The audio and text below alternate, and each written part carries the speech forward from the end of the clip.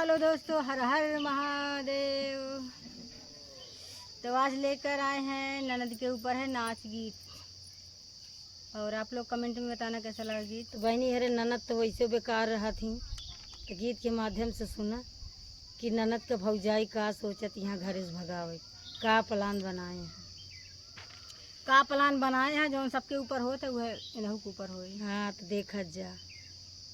ननदी लगावे पिया झगड़ा, ननदिया ननदी लगावे पिया झगड़ा, विदा कई दा ननदिया ननदी लगावे पिया झगड़ा, विदा कई दा ननदिया।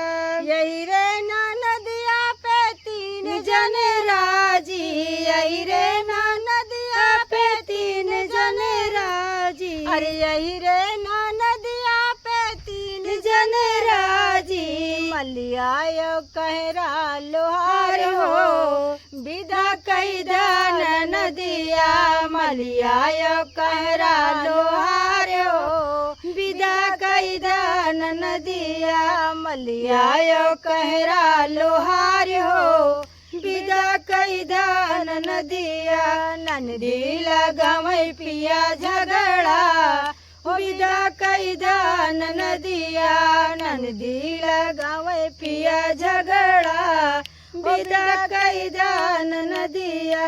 यही रे ननदिया पे तीन जन राजी, वही रे ननदिया पे तीन जन राजी, अरे वही रे ननदिया पे तीन जन राजी। पुलिस दरोगा हवलदार हो, विदा कई दान नदिया, पुलिस दरोगा हवलदार हो, विदा कई दान नदिया, पुलिस दरोगा हवलदार हो, विदा कई दान नदिया। ननदी लगावे पिया झगड़ा, विदा कई दान नदिया, ननदी लगावे पिया झगड़ा, विदा कई दान नदिया, ननदी लगावे पिया झगड़ा, विदा कई दान नदिया।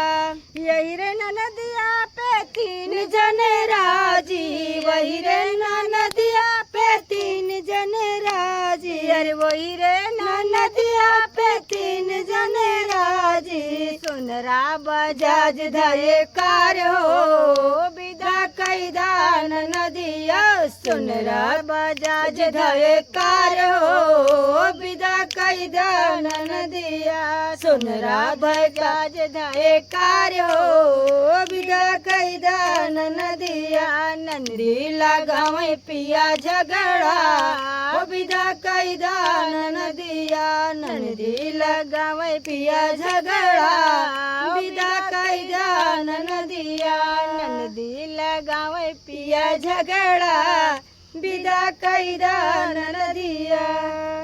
तो दोस्तों, तो ननद करेंगे रहबे करती भौजाई के लिए। तो आप सबको नेक्स्ट वीडियो में मिलेंगे नए वीडियो के साथ।